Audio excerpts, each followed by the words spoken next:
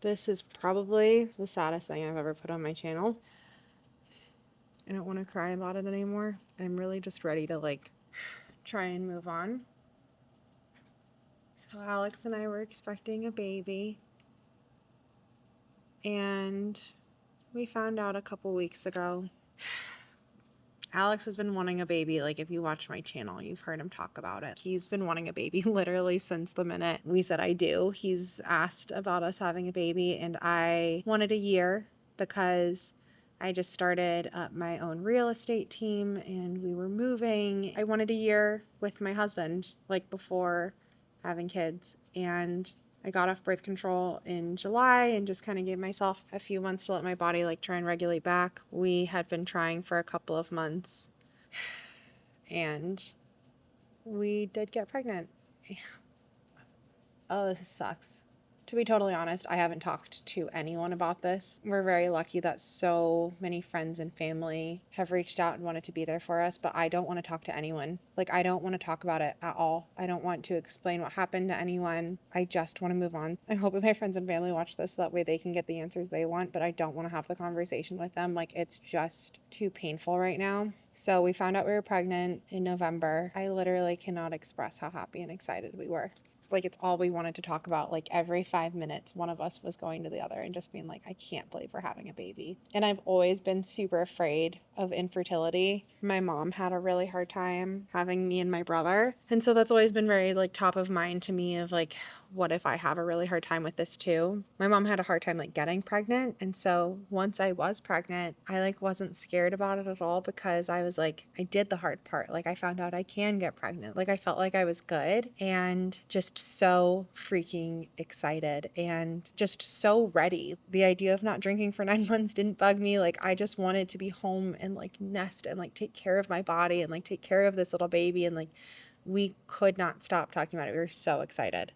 So we did tell like our closest friends and family pretty early on. Thanksgiving was happening, and like I'm such an open book. Like, there was not a world where I was going to be able to make it through Thanksgiving and not tell his family because I was so excited. And so was he. Alex wanted to tell them even earlier than I did. And I was like, like, let us at least get there. Like, we can't do this any sooner. We told like some of our closest friends, and then my mom was coming and visiting, so that was like perfect timing. So I got to tell my mom, and then at the end of this month I'm going to California and I'm seeing like my dad and my stepmom and my step sibling and my aunt and uncle, and so I was going to tell all of them when I get to California. And like, just everything was lining up so well. And I remember like literally thinking to myself, like, holy shit, I am so lucky to be married to the love of my life and like just being able to like have a baby with him and being able to celebrate with so many loved ones and everything.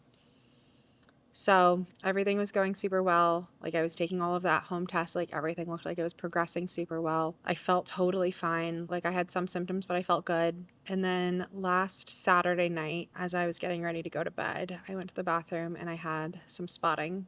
And it was like super light. Like, it was really, really, really, really light. And so I was nervous, but I wasn't like horribly concerned because that can be normal. I was like, hopefully I just wake up in the morning and it's done and like I don't have to be worried about it. I got up in the morning and like I was bleeding.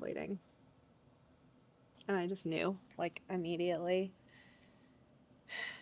And the timing couldn't have been worse because Alex was out of town and my mom was here. So that was good, but she was flying out Sunday morning. I called the doctor and they basically were like, well, it probably is exactly what you think. If you're not in pain, there's nothing really to do. And I'm sobbing and was just like, can I come into the hospital? Like, is there anything I can do to get tested? Like, what if it's a bigger problem? I don't know. There has to be some sort of answers, I guess. And she was like, yeah, you can come in. Go ahead and head to the emergency room. So my mom had to fly out, but honestly, nothing was going to change it. And so even if she was here, it wasn't going, like, I knew that. And I was like, it's not going to make it any better. And I didn't want, I don't know, I think it would have stressed me out because I know how upset she was for me. So one of my best friends came over at like 7 in the morning on Sunday and we went to the ER. And I've never been to an ER. Like, I've never broken a bone or anything. So that was new. And it was horrible. They made me sit in a wheelchair and I was like, do I have to? And they went through this long like reasoning of why. So they made me sit in this wheelchair and they wheeled me up to the OB triage. And like, I cannot express like the look on everyone's faces when you get wheeled into an OB triage and they know that you're coming in there because you're miscarrying is the saddest fucking thing I've ever seen in my entire life.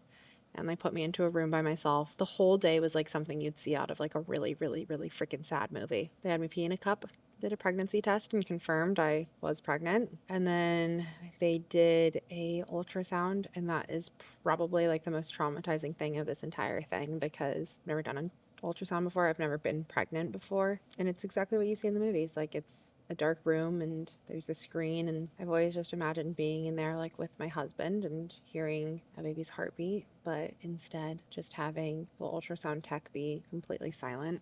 I'm like getting no good news, and then getting up from the table and there's blood on the table, and like that visual will never leave my brain. Like, that one is gonna stick with me. And they had to do a pelvic exam, then they took my blood, and they basically just left me like with not definitive answers and said that it's likely is that I'm miscarrying, but they can't say for sure until they get my hormone levels back. And so once they got my hormone levels, like what they needed to do was wait 2 days and see if they dropped, because if I was pregnant, you would expect to see the hormone levels have doubled. And so my hormone levels were at like 435 at that point, which is already on the lower end. And then I had to go back to the hospital 2 days later. Thankfully, Alex was home, and they dropped to 315. So that's when I had confirmation. And it's just been really hard because, like, the moment you get that positive test, like, your entire brain just starts thinking about the future and planning and like how things are changing. Like, I'm going to a wedding in April, and I would have been 5 months pregnant, and just thinking through like that trip. And we had an architect come over to look at our den to figure out how to help us make it into a nursery. And all of a sudden, just everything comes crashing down, and like I try and think about my future and I cannot envision anything at this point. Like, it just feels like I'm looking into like fog, and everything's blurry, and I can't picture what anything's going to look like. I don't know if this is going to be the beginning of like years of infertility issues. I don't know if I'm going to get pregnant in 2 months. And I think that there's like a very unique type of pain of feeling like you were doing everything right and your body just betraying you and not being able to get answers of why. And I think that that's something that's really hard, not being able to understand why this happened and why it happened to you, and like not being able to know what I can do different in the future to make it so this doesn't happen again. That part's really heartbreaking. And it makes me really heartbroken for Alex, because I know how badly he wanted this baby. I know he's not upset with me, but I know like it's disappointing, and like that sucks. It all sucks. The whole entire thing sucks. Everyone's been so kind and like reaching out, but like I don't want to talk to anyone. I just want to like heal this with my husband and like talk through it with him and not explain anything to anyone else. And then I want to move on. I think this has like truly been like the worst week of my entire life. And it's a really weird thing of like every once in a while I'll feel totally fine and I'll be happy and I'll be laughing. And then once I start feeling happy, I will remember. And then I feel weird for feeling normal and happy. And then I just feel sad again. And like that wave of grief comes back in. And it's very weird to me how it is very much not linear. At this point, it's been 6 days, and today at 4 p.m., this is the longest that I've gone. I've not made it till 4 p.m. without crying a single day since last Sunday. So it's progress, but that's been what's going on with me. Very much not the sit down chat that I wanted to have. I like wonder how I'm gonna feel about the holidays moving forward, because Christmas is like my favorite time of the year, and now I'm just so sad. I wonder if this is just gonna be, if this time of year is just always gonna be a reminder of this. I want a baby so bad, and I want to have a family with Alex. And I really, really, really hope that our time comes and that it comes quickly, and that this isn't the start of like years of sadness, because I feel very sad. This whole video sucks to make, to be totally honest with you, but I posted that reel, which I've posted as a short on here, and I've had so many women, like so many women that I knew really well too, reach out and let me know that they've dealt with the same thing. And I think that that is really powerful. And I think that when you are going through it, even though you know that it's common, like even though the doctors will tell you that this happens and that people can go on and have normal pregnancies and everything, God, it feels isolating. I cannot express the type of like self-loathing that I feel, because I feel like my body did this, and that is horrible. And so if this video makes one person feel less alone that is or has gone through this situation, then I think that that's really important, because I would not wish this feeling on anyone.